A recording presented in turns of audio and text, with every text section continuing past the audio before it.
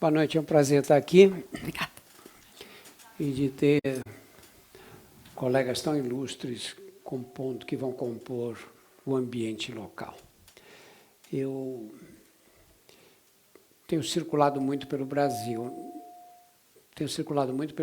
nos últimos anos, em geral pela periferia das cidades brasileiras e pelo interior, lugares que normalmente a gente não tem acesso. E esse trabalho me deu uma visão geral da medicina brasileira e das necessidades da população. Nós estamos num momento muito delicado, porque nós temos, de um lado, o SUS hoje atende 75% da população brasileira, e temos, do outro lado, a saúde suplementar, que atende 25 milhões, mais ou menos. Os recursos são finitos nos dois lados. E eu acho que, se nós continuarmos assim, nós vamos quebrar a saúde suplementar. O SUS não quebra, porque quando acaba o dinheiro, para de atender. Mas a saúde suplementar vai quebrar. Ou esse modelo é modificado, ou ele não vai ser sustentável de forma nenhuma. Por quê? Porque o que está acontecendo com a população? Qual a faixa da população que mais cresce? Aquela que está acima dos 60 anos.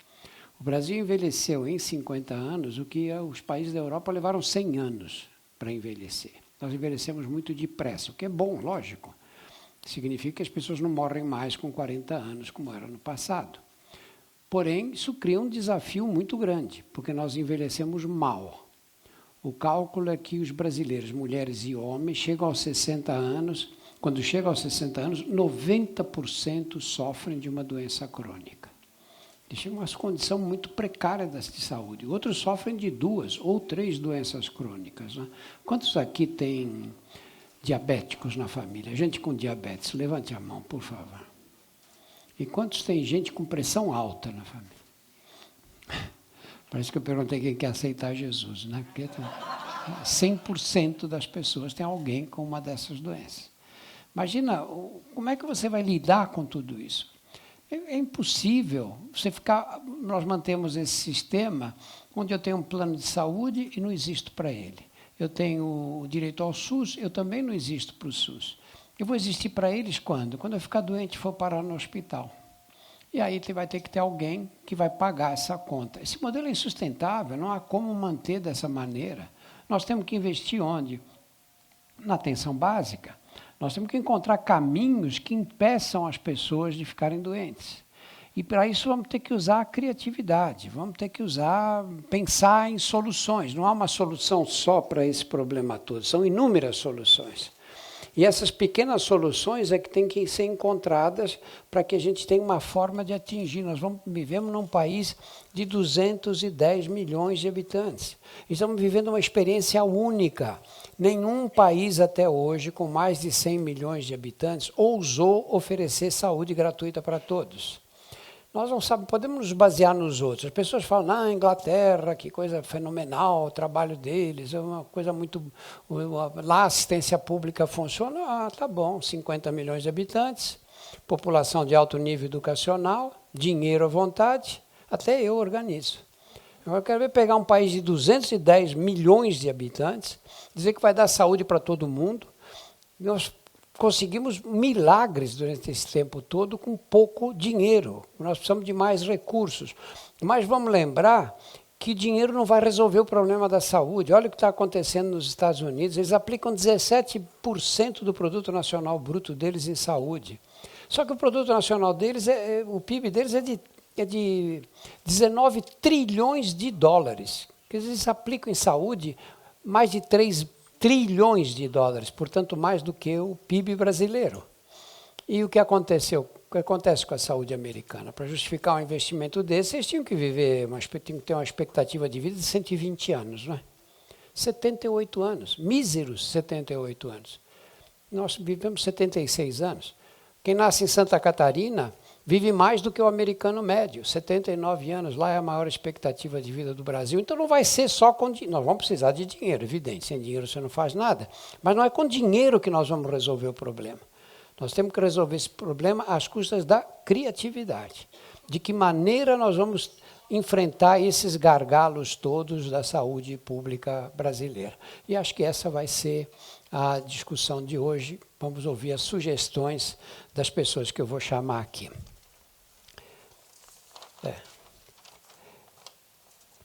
Quero chamar o João Aidar.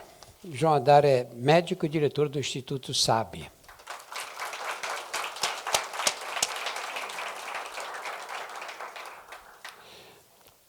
Ronaldo Laranjeira, que eu conheço há muitos e muitos anos, e vocês também.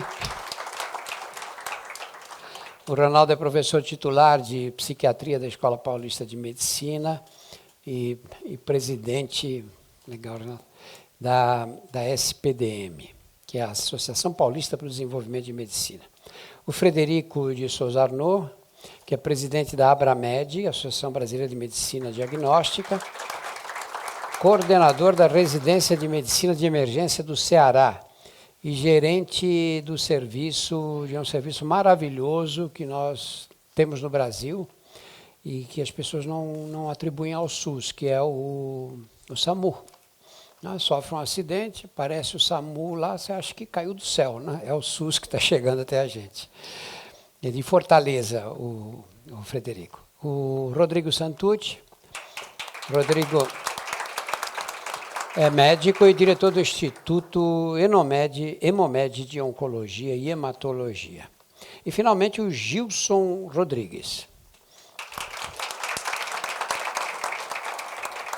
O Gilson é empreendedor social, consultor e líder comunitário. Aí, Gilson. Líder comunitário e presidente da União de Moradores de Paraisópolis. Bom, vamos nos sentar e eu queria ouvir de cada um de vocês uma ideia geral de como vocês veem essa questão da tecnologia aplicada à saúde. Vou começar com você, João. E a gente, quando pensa em tecnologia em saúde, pensa em tecnologia, pensa em aparelhos especiais, grandes equipamentos, drogas de quinta geração. Como é que você vê essa questão tecnológica aplicada à medicina? Eu acho que nós temos que diferenciar duas coisas da tecnologia em medicina. A primeira é o tratamento hospitalocêntrico, quer dizer, você vai para um serviço, para um hospital de nível terciário ou quaternário, e aí sim você tem um aparato tecnológico que esse paciente acaba tendo. É uma medicina muito cara, e a parte mais cara desse tratamento está na caneta do médico, porque é o médico que pede os exames para que essa medicina fique muito cara. Isso é uma realidade. Por outro lado, nós, do Instituto SAB, resolvemos sair um pouco da mesmice. Nós resolvemos, porque como a nossa missão é você fazer promoção de saúde com impacto social, nós resolvemos partir da seguinte máxima: prevenir é melhor que remediar. Quer dizer, eu não vou deixar, como o doutor Drauzio, na abertura, disse, as pessoas ficarem doentes, ou demorarem mais tempo para ficar doentes. Quer dizer, então, o que acontece? Com isso, nós resolvemos, de uma certa forma, investir em startups essas que promovam a saúde. Eu meço o impacto social dessa promoção de saúde e, a partir daí, eu consigo espalhar e democratizar o conhecimento em saúde com ações de prevenção e, principalmente, de orientação para essas pessoas. Rodrigo, você trabalha numa área de alta complexidade, que é a oncologia, né? E a oncologia está chegando numa situação muito complexa, né? Porque as drogas que saem a um preço absurdo, né? E cada vez você depende mais de equipamentos. O cálculo hoje, acabei de ler um trabalho recente que saiu no Lancet, o cálculo de cada droga dessas está sendo usada no tratamento de tumores tem um custo de $100 mil anuais. na média, 100 mil dólares anuais. E, na média, elas provocam um aumento na expectativa de vida de 2,3 meses, a um custo de 100 mil dólares. Como é que você vê a chance de fazer inovações que tornem esses tratamentos mais acessíveis? Primeiro, boa noite, obrigado pelo convite. Tá ligado? Alô? Obrigado pelo convite, doutor Drauzio. Realmente, na oncologia e na hematologia, as inovações estão crescendo muito e a sobrevida do paciente está cada vez maior e a cura maior, infelizmente, a um preço exorbitante, né? Hoje a gente tem drogas que custam 40, 50 mil reais, ou até CAR-T, que a gente estava conversando, 500 mil dólares por paciente, né? Isso vai distanciar muito o SUS do privado um pouco, que, como a gente falou, 150 milhões de brasileiros dependem do SUS, e a gente tem poucos recursos e a gente incorpora pouco essas medicações a esses pacientes, então a gente vai ter uma diferença muito grande em termos de cura e qualidade de vida no SUS frente aos pacientes do privado. E mesmo o privado, os convênios não têm como bancar tudo isso. Alguns países sérios, como Canadá, Inglaterra, eles realmente colocam uma boa prática médica usar ou não em determinados pacientes tal recurso ou não. Então, o recurso que leva a aumento de 2 meses, eles não incorporam na saúde da população como um todo, porque senão eles gastariam muito dinheiro, né, para beneficiar poucos cidadãos, e muitos perderiam. Aqui, como no Brasil, a gente falta soro, falta saneamento básico, e etc. Então, tem uma política muito bem formada de quando usar isso, né? Então, eu acredito que no Brasil, na criatividade que o povo brasileiro tem, a gente tem que se unir à Conitec, a CONE, a Anvisa, etc., e fazer políticas como a gente fez com a AIDS mesmo no passado, que a gente, hoje, um paciente com AIDS, ele consegue um bom tratamento, mesmo pelo SUS, e uma sobrevida parecida. Agora, na oncologia, a gente não consegue isso ainda. Ronaldo, hoje a tecnologia dominou nossas vidas, né? Especialmente depois que o diabo inventou a tela do celular, né? Porque antes disso, você dizia, não recebi o e-mail porque eu cheguei tarde em casa e não abri o computador. Agora não tem desculpa. O cara te manda um e-mail, manda um WhatsApp para você responder. E aí você fica vendo a meninada aí o dia inteiro no celular. Todo mundo assim o tempo todo. Nós não temos experiência a longo prazo de quais serão as consequências desse tipo de vida que nós estamos levando hoje. Mas nós estamos vendo um aumento muito importante de transtornos psiquiátricos, como depressão e os problemas todos de ansiedade, né? Se a gente for tratar todas as pessoas, o cálculo da Organização Mundial da Saúde é que agora, a partir da década de 20, depressão vai ser a primeira causa de absenteísmo.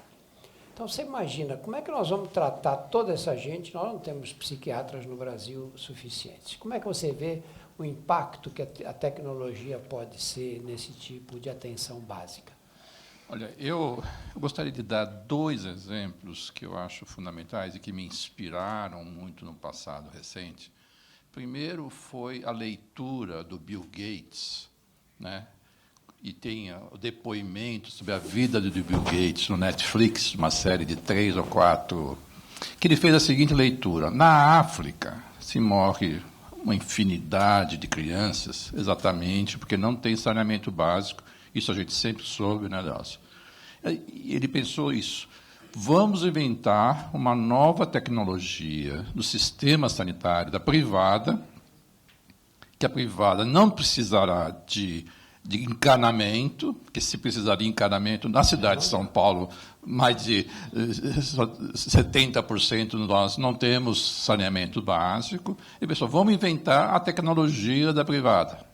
Esse é um projeto de Bill Gates, que eu acho que vale a pena a gente falar, não está se discutindo tecnologia, que ele jogou, literalmente, bilhões de dólares, está jogando bilhões de dólares, já está fazendo de campo numa cidade africana, para ver se essa tecnologia vai ter o impacto. Ou seja, uma privada que não precisa de encanamento e que o próprio processo dos dejetos gere energia e se autossustente.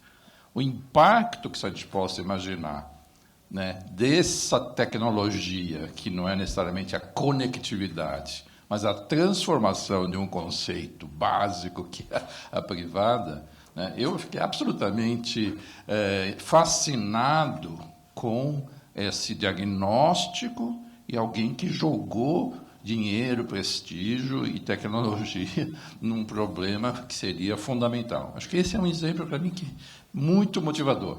O segundo exemplo, né, que é relacionado à sua pergunta, não estou querendo fugir, é que a gente vai ter que usar o diabo a nosso favor, né? A conectividade, que o impacto a gente, sinceramente, não sabemos como vai estar, né? Mas tem evidências que, e as próprias startups que auxiliam a medicina, elas têm a ver com mudanças de comportamento. O que mata mais, se a gente for ver, é álcool, cigarro, homicídios, e tudo a ver com comportamentos, né? Então, não é à toa que vários aplicativos, né, do próprio Food and Drug Administration têm já aprovado uma psicoterapia por inteligência artificial. Se você me perguntasse há 5, 10 anos atrás se a parte mais artesanal da psicologia, da psiquiatria, pudesse ser feita por inteligência artificial, eu falei, mas o FDA tem uma psicoterapia aprovada, você fala com um avatar que vai te ajudar no passo a passo, né, que não é, parece que é tão ou mais eficiente do que um terapeuta, né? Então, essas duas histórias motivacionais mostram para mim o que é, né, o que deve ser o futuro, né? Eu sei que, para nós que somos mais velhos, o passado não nos ilumina no que vai ser o futuro da medicina. Eu acho que essa é um pouco a mensagem desse evento aqui, que também me motivou para vir aqui e ouvir todos os colegas. Só para terminar, desculpa me alongar um pouquinho, ontem mesmo, um colega, você falou, né, do National Health System da Inglaterra, que nós copiamos. Ontem mesmo, um colega que ligou, estava em Londres, ligou para o General Practitioner, né, o clínico geral de lá, que estava uma queixa geral. A secretária falou, olha, se quiser ir para o pronto-socorro, vai levar 8 horas. Se quiser ver pessoalmente o clínico geral, vai levar 2 dias. Se quiser falar com o GP por 5 minutos, por FaceTime, você fala em 1 hora. E ele recebeu uma orientação imediata, por 3 minutos, que simplesmente o GP falou, vai fazer isso, e muda o comportamento, sem ter... Então, mesmo no Sistema Nacional de Saúde, que a gente copia, ele já caminhou no aumento do acesso da saúde através da tecnologia. A gente acha que a Inglaterra é tradicional, mas a mudança da tecnologia já está acontecendo bem mais do que eu esperaria. Desculpa de ter me alongado. Não, está ótimo, está bom tempo. Frederico, você trabalha na área de emergências, não é? E hoje nós temos situações na área de emergências que o tratamento, que o tempo é crucial, né? Pega alguém que teve de repente, ficou com a boca torta, perdeu o movimento do lado direito. No passado, as pessoas diziam, não, deita, descansa, que isso vai passar. Agora, vocês dizem que tem que chegar no hospital em menos de 4 horas, de qualquer maneira. De que modo a tecnologia pode modificar esse conceito básico da emergência? Bom, boa noite. Primeiro, parabenizar o Instituto pelo evento e agradecer pelo convite. A tecnologia, com certeza, entrou nas nossas vidas de forma tão íntima que vai ser irreversível. Só para ter uma ideia, o que é que a gente fazia alguns anos atrás? A primeira coisa que a gente fazia quando acordava? O quê? Abrir os olhos. Hoje não é mais não, hoje é pegar o celular. Então, nós temos uma realidade agora,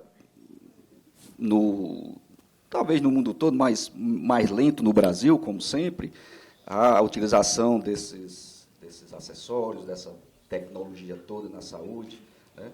E na emergência, a emergência brasileira, que agora vai começar a se organizar, porque agora que se tornou uma especialidade médica e está se organizando para trazer todas essas novidades para esse ambiente, ela vai ser, nós estamos aí com um dos, que vai provavelmente ser apresentado aí, é um dos aplicativos que nós estamos empregando no SAMU, né? E, sem dúvida, a utilização desses acessórios vai trazer um avanço e uma melhoria e uma rapidez no atendimento de várias formas, né? Não só no SAMU, mas de outras modalidades. Por exemplo, na parte educativa, né? Pronto, eu participo aqui estou aqui no meu celular, eu participo de um grupo onde tem uns 10 cardiologistas e nós recebemos eletro do todo o estado do Ceará. E aí eles mandam o eletro, mandam o quadro clínico, diz como é que está, lá 300, 400, 500 quilômetros da capital, né, onde não teria o especialista. E passa assim, as orientações, como é que faz, se precisa trazer para a capital, se não precisa, se precisa fazer aquilo e acolá. Então, assim, eu acho que isso é extraordinário, é infinito, né, o poder da tecnologia. Eu quero esperar, eu sei que não vou estar vivo, é o teletransporte, né? Que aqui eu entro aqui na cabine, saio lá em Fortaleza. Aí sai em Fortaleza, sai na cabine aqui. Eu não sei se eu vou, não sei se eu vou alcançar, né? Mas eu acho que ela é infinito, tem infinitas possibilidades. E na saúde em si tem muita coisa para fazer, né? Muita coisa para se organizar, principalmente na saúde. A saúde é difícil, complexa em todo o mundo. O sistema inglês também está com dificuldades, né? Não tinha tempo, mas agora tem também.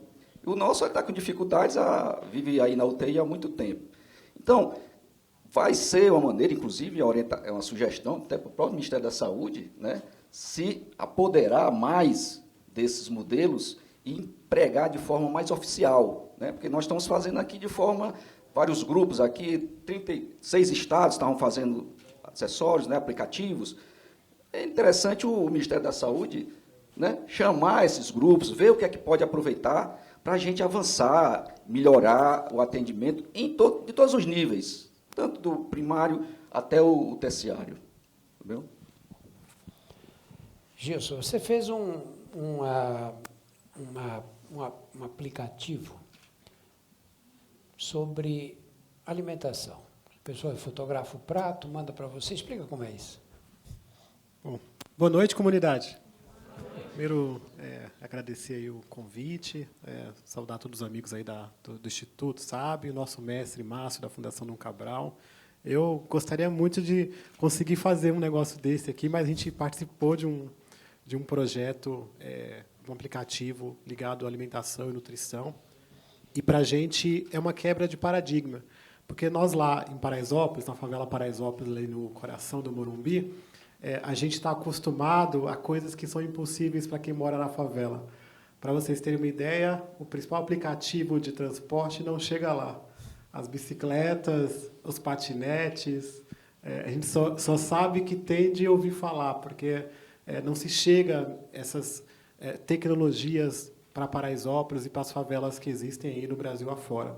Então, para a gente, o aplicativo ele é uma quebra de paradigma, e mostrar de que é possível, através da tecnologia, melhorar as condições de vida de quem mora na favela, melhorar a alimentação.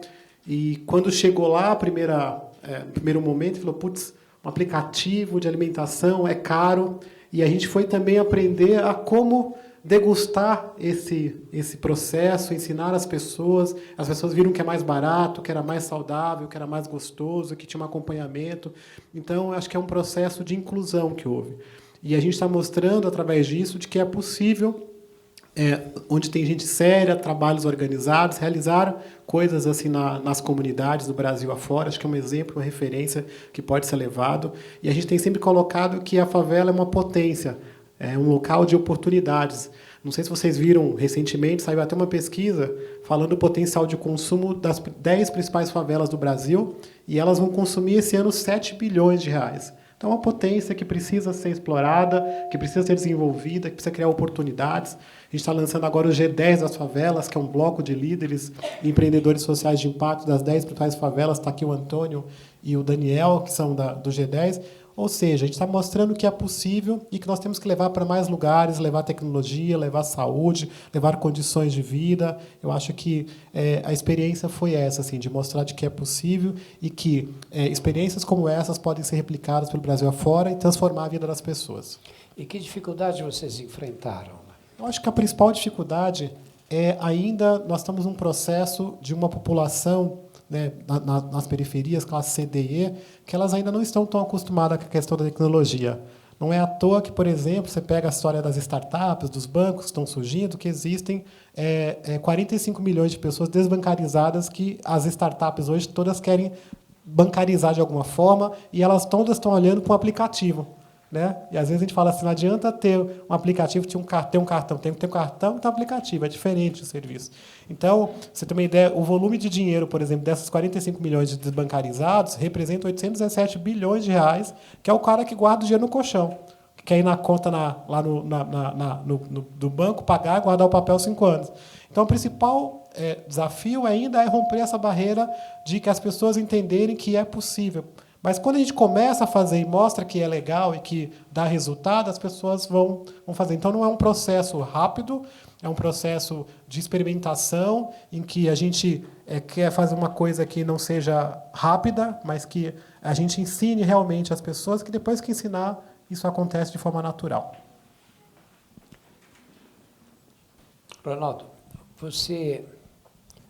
onde você acha que estão as maiores dificuldades nessa área? Né? Porque você tem um impacto no mercado de trabalho, inclusive, né? Dos transtornos psiquiátricos. E isso tem repercussões econômicas até. Onde você acha que estão as dificuldades? Não tem psiquiatra suficiente para tratar tanta gente no Brasil. Como você acha que tem que ser abordado esse problema?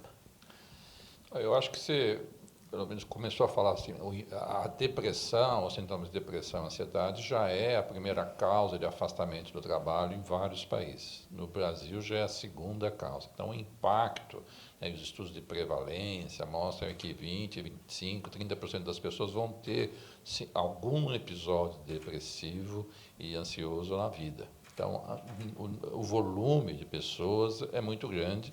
Nós estávamos falando antes da reunião, não vai ser com psiquiatria, né? A psiquiatria vai ter que se redimensionar, né? Porque nunca uma especialidade vai conseguir dar conta desse problema de saúde pública, né? Que é enorme, né? Em termos de pessoas que, quer seja por estilo de vida, né? Por vários fatores. Mundialmente falando, as doenças cardiovasculares vão tender a diminuir, mesmo o câncer vai tender a diminuir, mas os transtornos mentais têm a tendência de aumentar. Então, nós vamos ter que incluir a psiquiatria em termos de saúde pública para lidar com esse fenômeno complexo de estilo de vida. Um modelo parecido, é que nem porque aumentou o número de pessoas hipertensas, né? Índio não tem hipertensão, né? Mas o índio aculturado tem hipertensão. Então, o estilo de vida impacta na hipertensão, impacta na depressão e ansiedade. Então, as evidências que a psiquiatria, não a psiquiatria, mas a saúde pública mostra que você tem que mudar estilo de vida, né? Eu estava falando com o professor Daldo. Recentemente estava numa cidade interior e a reclamação do próprio Ministério Público, tem muita gente deprimida e muita gente ansiosa, precisamos de mais psiquiatras. Não faça isso. Eu sou professor titular de psiquiatria, não faça isso, né? Porque você tem que mudar o estilo de vida. A pergunta é, vocês estão estimulando o esporte regular, né, na sua cidade? Né? Estão estimulando formas de estilo de vida. Isso, os países nórdicos já fizeram. E se você for ver, a Noruega tem um estilo de vida péssimo há 20 anos atrás. Eles mudaram a alimentação, facilitaram as cidades para as pessoas caminharem juntas, caminharem os casais juntos e conversarem. Se você for ver, é uma história de sucesso, de mudança de estilo de vida e que mudaram os indicadores de mortalidade, não só de mortalidade, de comportamento, né? Mesmo a Islândia, por exemplo, em termos de prevenção de álcool e drogas, é o melhor modelo que a gente tem, porque eles mudaram uma série de estilos de vida, né? Então, a psiquiatria tem que sair da casinha, né? Eu sou o primeiro. Nós temos que ampliar, não psiquiatrizar a sociedade, né? Tornar o estilo de vida com mais acesso, e aí que entra também a tecnologia e mudanças de políticas que possam facilitar. Por isso que eu falei, né, que às vezes você tem que usar o problema, que é o aplicativo, né, e é impressionante, quer dizer, o número de pessoas que têm acesso à tecnologia é muito grande. O maior problema da população de rua de São Paulo, quando você vai ver, eles querem um local para deixar o cachorrinho e um lugar para plugar o celular, né? Então, mesmo a população de rua, ela tem acesso, a questão é como transformar esse estilo de vida, essas informações, e eu acredito que os aplicativos, essas tecnologias de orientação, não é à toa que desses aplicativos que serão selecionados envolve comportamentos alimentares, exercício, de sintonia, de orientação. Eu acho que a tecnologia vai ter que ser usada para essa ampla rede que é a saúde pública, né? João, vocês têm alguma política para onde vocês acham que tem que caminhar o apoio para essas novas startups e essas novas formas de interferência? Bom, isso deve caminhar para que as pessoas possam ter acesso fácil a um aplicativo que seja absolutamente inteligível, quer dizer, porque as pessoas têm muita dificuldade, às vezes, para lidar com o aplicativo. Veja, a gente teve experiências disso, que as pessoas tinham dificuldade para lidar com o aplicativo.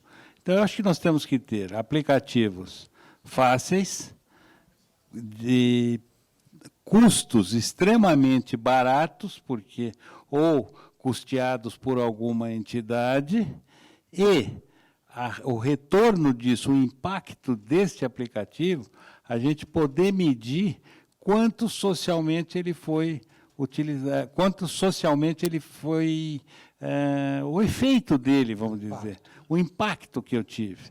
Então, em termos de obesidade, em termos de hipertensão arterial, em termos de controle do diabetes mellitus e de outras doenças crônicas, que as doenças crônicas não transmissíveis, eu acho que vai ser aí o grande problema que nós vamos ter a partir dos 50 anos de idade em toda a população brasileira. Rodrigo, em relação à oncologia, o câncer é a segunda causa de morte no Brasil hoje, né? Perde só para doenças cardiovasculares. Você acha que isso vai ser o nosso destino mesmo? Não. Como é que nós podemos interferir e reduzir? Porque quando você faz diagnóstico de um tumor avançado, sai caro demais, né? Sim. Tratamentos multidisciplinares e cada vez a um custo cada vez mais alto, né? Sim. Como é que você vê, onde você acha que tinha que ser focalizada a interferência tecnológica, Sim. a intervenção tecnológica? Sim, tentando resolver as questões externas que levam ao câncer, como obesidade, cigarro, álcool, essas coisas diminuindo cada vez mais e também levando a população como um todo acesso ao diagnóstico precoce, né? Então, mamografia a partir dos 40 anos, divulgando cada vez mais para os clínicos, os ginecologistas que não deixam de ser os clínicos das mulheres, e fazendo um diagnóstico precoce. E quebrar talvez um paradigma que aquela coisa negra e mortal do câncer. Hoje, eu acredito que o câncer é uma doença crônica, como a hipertensão, como a diabetes, e acredito que mais que 50%, 70% da população vai ter um diagnóstico de câncer em algum momento. E isso não quer dizer que você vai falecer desse câncer ou que ele vai tirar a qualidade de vida. Você tem que saber conviver com ele, né? Você tem que saber que ele não vai interferir, né, na sua longevidade com os avanços atuais, né?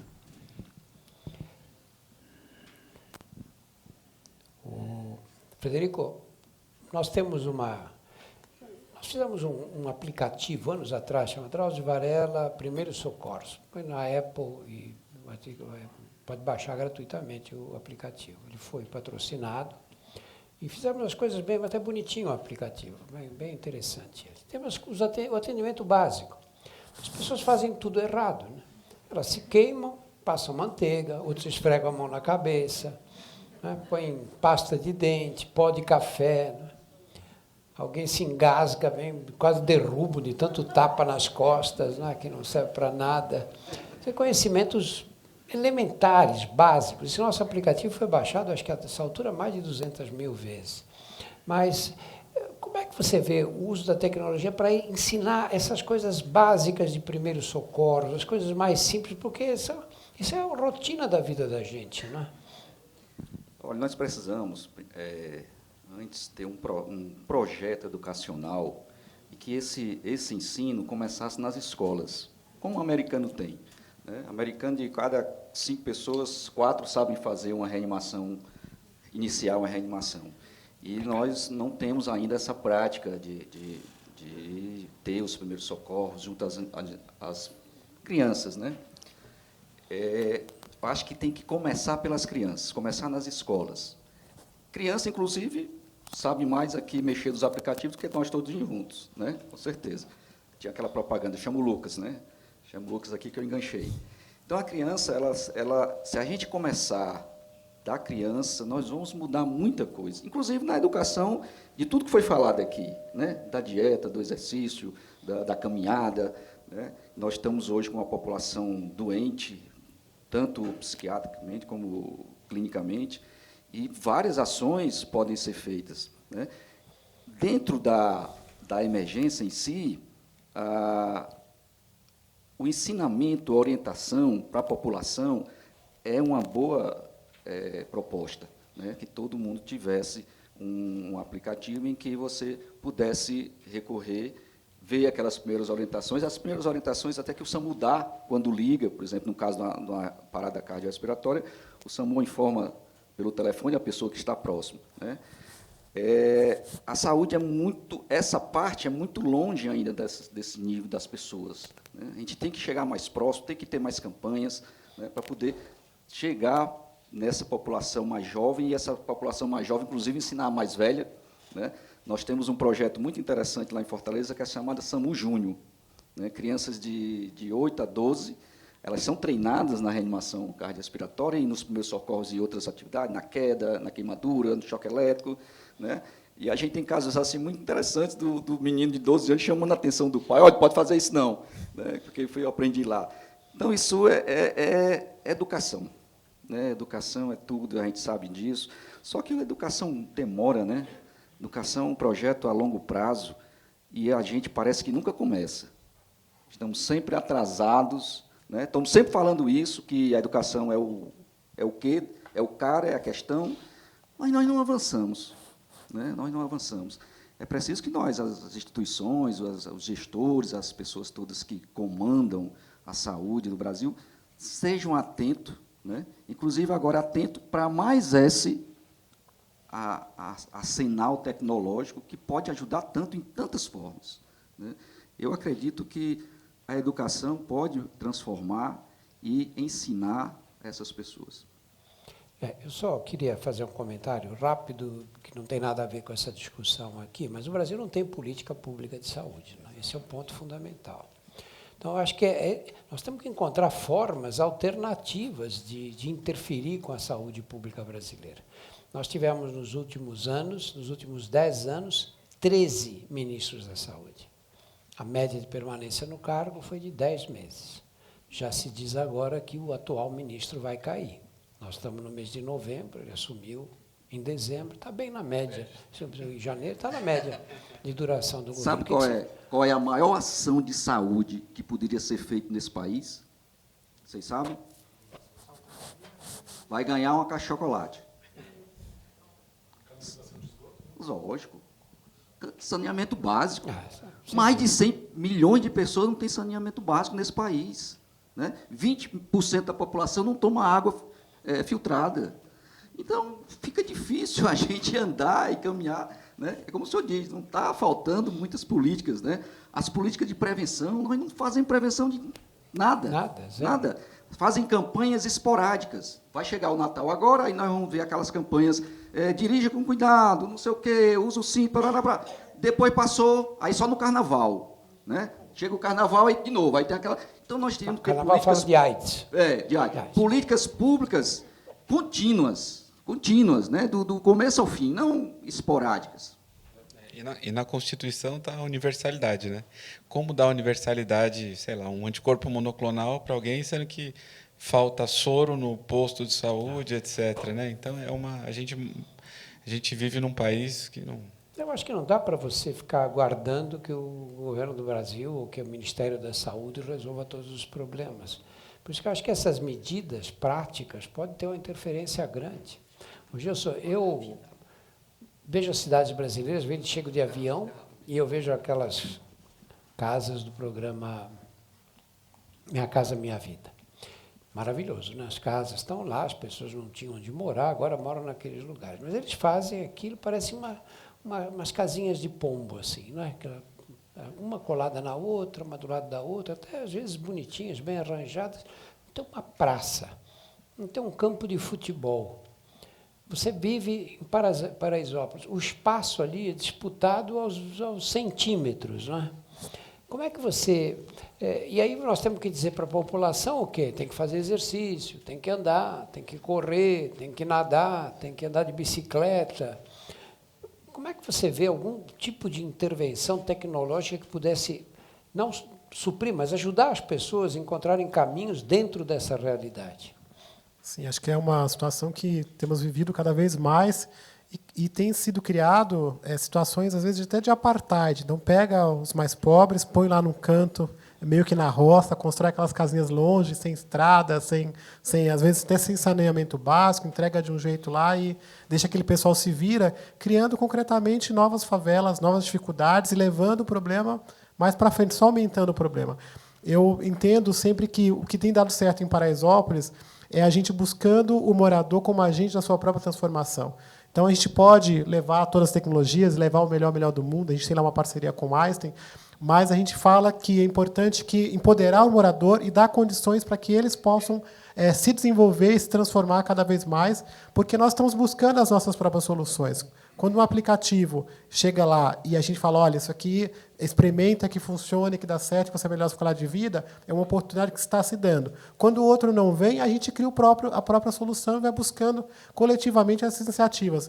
O que nós temos feito é formar cada vez mais essas pessoas, dar informação, fazer com que elas possam ser agentes das suas próprias transformações e usando toda a tecnologia que está à disposição. E a gente também decidiu que, para que a gente pudesse crescer e se desenvolver, nós não deveríamos procurar o dono do problema. O que a gente percebe hoje é assim, então, a culpa é do governo, é culpa dos boys do Morumbi, a culpa é dos favelados, então está todo mundo procurando o culpado por problema, e nós estamos buscando o seguinte, onde é que tem um consenso e como é que a gente une as pessoas para transformar essa realidade. Então, a gente está construindo junto essas realidades, aproveitando todas as experiências que têm acontecido, mas sempre colocando a população, independente do bairro, se é um bairro rico ou um bairro pobre, são os moradores dessas regiões que precisam agir, precisam transformar essa realidade, e só assim já conseguimos construir um Brasil em que a gente não seja classificado a partir do bairro onde mora ou da renda que tem, mas que a gente possa ser pessoas e gente como gente, e o Brasil tão rico, com tantas condições como essa, e o brasileiro tão orgulhoso desse país, pode transformar essa realidade se cada um entender o seu papel quanto cidadão. Deixa eu só te dar um palpite. A gente sabe que os negros têm tendência à pressão arterial elevada, né? A hipertensão é mais frequente entre os negros do que entre os brancos. No Brasil, essa questão de raça ficou meio... Às vezes você olha, o cara é branquinho, mas o pai era negro, tem uma mistura assim. Eu acho que essa é uma área de trabalho muito importante, viu? Que vocês tinham que pensar um pouquinho nisso, e todos nós. E como é que você atinge essa população? Porque o descontrole da pressão arterial, aí você vê aqueles senhores com o braço, puxando o braço, a perna, né? É um problema gravíssimo na prática, né? Dar essa consciência, estabelecer formas de como é que se controla essa pressão. Né? Os aplicativos podem ajudar muito nessa área, né? Acho que é dando informação e combatendo, prevenindo desde cedo, né? Eu acho que, às vezes, nas situações, nas periferias, o abandono é tão grande que, quando chega, a situação já está tão grave, já está muito grave. Então, eu acho que, hoje, no mundo da tecnologia, o mundo da informação, cada vez mais que a gente consegue fazer com que esse acesso chegue lá, chegue mais longe, acho que vai criando conscientização, vai criando uma população mais saudável, e a tendência é que isso seja cada vez mais diminuído. Eu acho que talvez isso chama-se inclusão digital, né? Não sei se estamos criando mais um conceito, né? Mas eu acho que a dimensão de problemas sociais e de exclusão da economia é tão grande no Brasil, né, que se a gente ficar realmente esperando o governo ou o ministro, é tão distante, né, das vidas de Paraisópolis, que a gente tem que buscar realmente soluções. Muito inspirador ouvir você falar isso. E, para mim, assim, a gente tem que fazer essa inclusão, que a gente já tentou vários tipos de inclusão ao longo da nossa história, dos últimos 40 anos como professor. Mas eu acho que a tecnologia, no meu modo de ver, é disruptiva, no sentido, a gente tem que pensar fora da caixinha, no sentido assim, essa possibilidade de inclusão, né, de uma população de 15, quantos mil habitantes tem? 100 mil habitantes, é uma cidade em Paraisópolis, como você faz? Né? Eu, no meu modo de ver, uma das soluções, né, tem que incluir essas pessoas, né? E é possível incluir, precisa esperar o programa de educacional, a gente não vai ver isso, né? Por isso que eu falei da história inspiradora de Bill Gates, de querer criar uma nova tecnologia das privadas. A gente tem que pensar nessas inclusões numa cidade como 100 mil habitantes, que é Paraisópolis, como incluir essas pessoas. Tem a barreira do analfabetismo, mas acho que a tecnologia é tão maravilhosa, né, que você acha que não precisa ter um grande nível escolar para fazer os aplicativos mais básicos, que não precisa nem saber ler para você tocar um bom aplicativo. Né? Esse acho que é um parâmetro, assim, né? Se precisar ler muito na mídia, nos aplicativos, o que é um mau aplicativo, né? Então, eu acho que essa inclusão digital, que pode ser feita de várias formas, eu acho que é para a próxima geração, né? Quer dizer, eu sei que, né, como a gente passou dos 60, a gente sabe que não vai fazer mais. Os jovens que têm essas ferramentas, no meu modo de ver, é uma grande esperança real e palpável de fazer isso, que vocês já estão fazendo. Né? Obrigado. Alguém tem alguma pergunta, algum comentário? Nós temos um microfone aí, porque sem o microfone não adianta.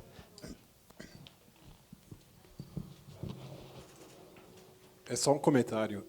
Hoje, no mundo, há mais pessoas com celulares na mão do que com acesso à água potável. Só para comentar isso.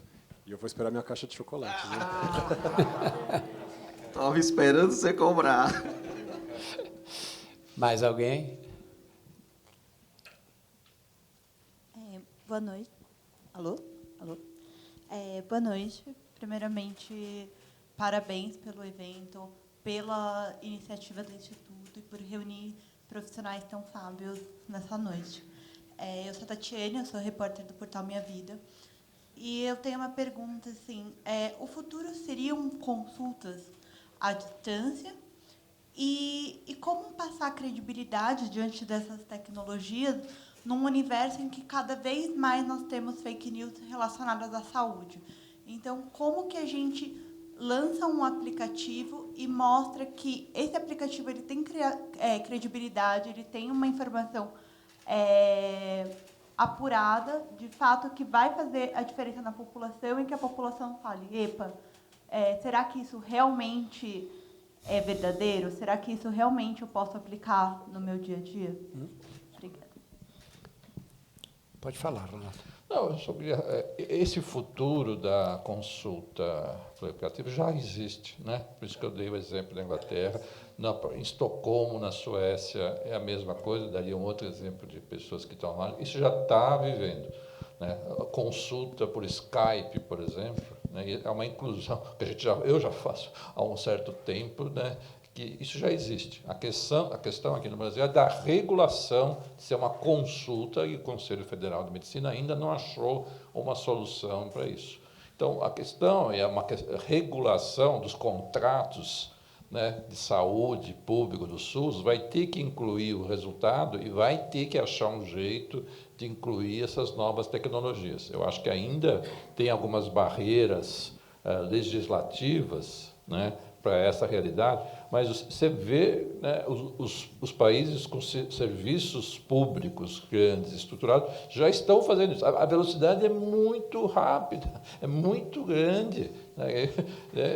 Você vê novos serviços de tecnologia sendo incluídos, quer seja na Inglaterra, Suécia, no Canadá, é muito rápido. Qual vai ser o modelo brasileiro? Isso, infelizmente, eu acho que o Ministério da Saúde também dá refratário a essas mudanças, não acompanha, né, a velocidade chinesa de desenvolvimento, e temos aqui uma velocidade venezuelana de desenvolvimento.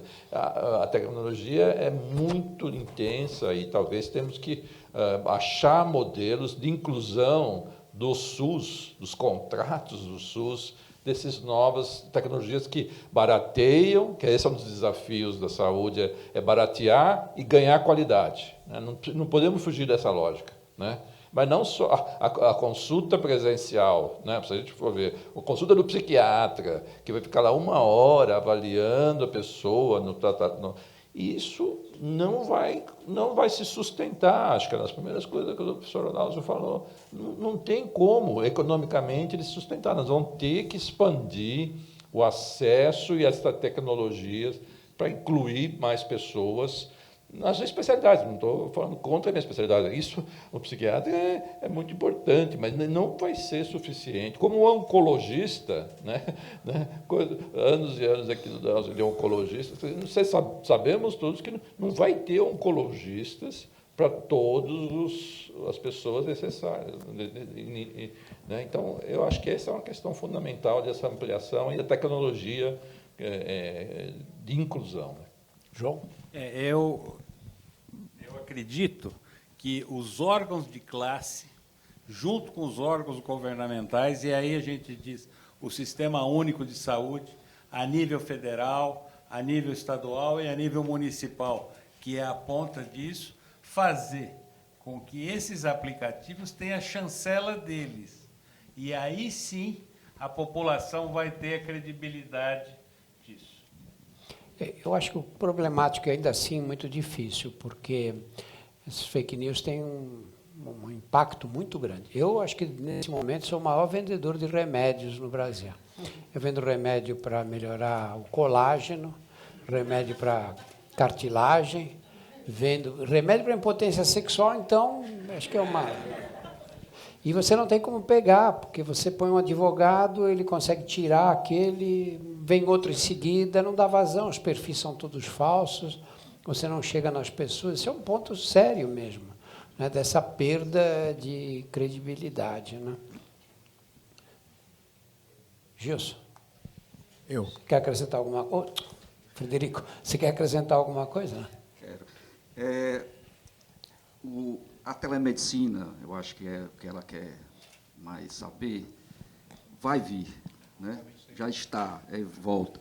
O que nós temos que ver é buscar a harmonia entre a tecnologia e a medicina. Né? A medicina também não pode ser tirada no seu contexto mais interno, mais intrínseco, né? Que é o contato médico-paciente, a relação médico-paciente. Nós temos que buscar uma harmonia, utilizar essa tecnologia de todas as formas melhores, mas buscando não tirar o médico do caminho. Né? E tem muitas formas de fazer isso. Você pode fazer uma consulta, principalmente em relação aos especialistas, né? Com um colega clínico, com o paciente, e conversar com outro colega especialista. Não altera em nada a medicina e utiliza a tecnologia. Então, tem várias formas de você fazer. Logicamente, as instituições são conservadoras, né? Vai ter que conversar muito ainda, né? para poder chegar a um denominador comum. Mas não tem por onde. A telemedicina, a tecnologia, como eu disse, entrou na sua vida em todos os itens, em todas as vertentes. Não tem como você tirar. E na medicina não vai ser diferente. Ela vai ter que entrar, né? Eu acho que só tem que buscar essa harmonia, fazer como não tirar o brilhantismo da medicina, né? Porque, às vezes, isso pode parecer que é assim. Não, vamos tirar, não precisa mais de médico, não precisa mais de os profissionais de saúde, e vamos botar um robô, que eu acho que nós vamos chegar também, mas eu não vou ver isso. Acho que ninguém aqui vai ver isso, mas vai chegar também. Já tem aí consulta que você entra, bota um cartãozinho, diz o que é que está sentindo e tal. Isso é bom? E aí nós não vamos ter nem tempo de avaliar agora se isso é bom ou se isso é ruim, né? Essa tecnologia toda é boa ou ruim? Ninguém sabe, né? Quem assistiu Black Mirror aqui fica doidinho, né? Pois é. Nós vamos chegar aqui. Aliás, nós já estamos daquele jeito, né? Quem é que não já faz esteira aqui com o celular? Olhando. Que é que a mulher começa o filme, a mulher correndo, olhando para o celular. E a gente não dá ponto para as pessoas? Não dá like, dislike? Elas já estão fazendo aquilo ali, né? Não está longe, distante, não, né? Então, a tecnologia tem que vir e nós, humanos, temos que saber acolhê-la, né? Rodrigo, você quer Então, falar sim, rapidinho para a gente ter sim. tempo? Mais uma A gente já faz telemedicina hoje, a gente troca muito WhatsApp com o paciente, eles mandam exames. A questão é regulamentar isso, né? A tecnologia veio e não tem volta. Na oncologia, a IBM lançou um software chamado Watson. Ele analisa mais de 1000 artigos e tem uma evidência muito maior do que qualquer médico sozinho conseguiria montar. Mas a grande questão é que medicina é ciência e arte. Então, é 50% para cada lado. Então, você, quando encontra um paciente, você também é uma alma, você também é uma pessoa cuidando de outra pessoa. Então, muitas vezes, você pode prescrever um remédio que aumenta o custo em 500% e aumenta a sobrevida em 2 meses, mas os últimos 8 meses daquela pessoa foi horrível. Foi com depressão, com dor, etc. Então, é muito importante, a gente frisa muito isso lá na Hemomed Oncologia, a equipe multidisciplinar toda está aqui, a gente faz programas como o Gaita, que ensina toda a navegação para tirar a ansiedade, estresse dos pacientes, explicando assim, sentando, olha, o senhor está com diagnóstico de câncer, eu vou pedir autorização para o convênio, ele é seu enfermeiro, ela é a psicóloga, ela é a nutricionista, nosso telefone está aqui, a gente não vai te deixar sozinho. A gente faz outra ação que chama Usando o Lenço, Criando Laços para os pacientes de câncer de mama. É um café informal para criar vínculo, para que elas falem ali. Porque muitas vezes a paciente fica 5 minutos, 10 minutos de frente do paciente, super ansiosa, ela esquece tudo, ela não lembra nada, aí a depressão vem, e isso tudo implica ou não na qualidade de vida e cura. A gente tem um bonequinho também que chama brinquedo terapêutico, que a gente dá para as criancinhas com câncer e deixa eles brincando. A gente mostra o catéter no bonequinho, a peruca do bonequinho sai. Então, se um dia cai o cabelo da criança, ele vê, olha, o cabelo volta, a gente cola o cabelo de volta. Então, a gente precisa humanizar, mas não tem como negligenciar, porque a gente já usa a telemedicina hoje. Mais uma pergunta, é a última, que o nosso tempo está esgotado. Olá, boa noite a todos. Primeiro, parabenizar o Instituto pela realização do evento. Um dos primeiros temas tratados aí pelos doutores foi a questão do financiamento da saúde, tanto da saúde pública, o SUS, e a saúde suplementar, né? Os senhores acreditam que a tecnologia pode ajudar a compartilhar recursos entre um sistema e outro, ou isso é um paradigma muito difícil de ser quebrado? Porque eu imagino que a saúde suplementar pode ter uma disponibilidade de recursos em um tempo X que o Sistema Único de Saúde poderia utilizar e vice-versa. O que os senhores acreditam que isso pode ser feito com a tecnologia, num curto, médio prazo, pelo menos? Eu acho que sim. Acho que nós temos no Brasil uma dicotomia aí com implicações políticas muito radicais. Você tem os defensores do SUS e os defensores da saúde suplementar, que parece que são forças antagônicas. A função, cada um deles tem a sua função. Na verdade, tem que haver esse tipo de colaboração, porque dentro esse sistema, do jeito que está, não tem solução. Não tem solução. Nós vamos arrastar esse problema, jogar para frente, as mensalidades subindo cada vez mais, as pessoas sendo expulsas da saúde suplementar, que é o que aconteceu. Atravessamos uma crise agora, 3 milhões de pessoas caíram fora, perderam o seguro-saúde, caíram em cima do SUS, sobrecarregar o SUS. Tem que haver esse entendimento. Eu acho que agora começa a haver os primeiros sinais de que essa colaboração vai ser possível, porque os sistemas têm que ser complementares, não é? Não pode ser diferente disso de jeito nenhum. Dá só uma palavrinha nessa direção. Eu acho que se para os indicadores, ficar mesmo os indicadores de processo, quem paga, quanto, e ficar de resultados, você quer os indicadores da população, que diminua a depressão, diminua a pressão, a hipertensão, e você vai ter que, a tecnologia vai ajudar nesse monitoramento e na implementação do resultado, e a gente vai ter que ter mudanças legislativas, né? E, por incrível que pareça, né, o sistema de lei legal ele tem um impacto na saúde. E, às vezes, a gente conversa menos entre o setor de saúde e o setor legislativo. Mas, se você for ver, as grandes decisões de saúde foram legislativas, que seja a criação do SUS há 31 anos, né, a lei antifumo. Então, tem um impacto legislativo, e que é um impacto político. Eu acredito que vai ter que ter essa fusão, esse amálgama de modelo público e modelo privado para poder ter melhor resultado. Eu espero que isso o nosso sistema político consiga ler, né, e ver que a solução vai ser multissistemas, né, tendo como objetivo o resultado. Eu acho que esse é um detalhe que é fundamental a gente entender. E é aí que a tecnologia possa monitorar os resultados de alguma forma diária, e aí sim você se pago por resultado. Mais uma perguntinha, última, e só admite uma resposta aqui de nós 6 aqui.